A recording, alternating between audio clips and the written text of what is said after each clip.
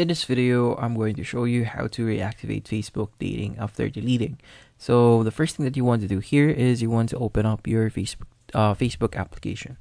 So I'm gonna pull up my Facebook and a few information about Facebook's dating. If you actually deleted your account recently, like for example, it hasn't been like 7 days since you deleted your account, dating will not be available to you. So you'll need at least 7 days before you could actually access dating again.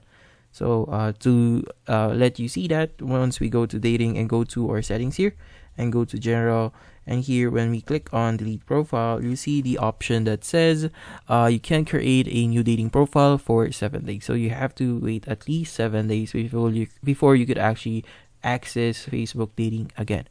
So you just need to wait for 7 days and you should be able to access your Facebook dating here. Just click on your dating setting here. The usual way we access our dating application, our Facebook dating, and you should be good. So hopefully this video was able to help you. Like and subscribe if you found this video helpful.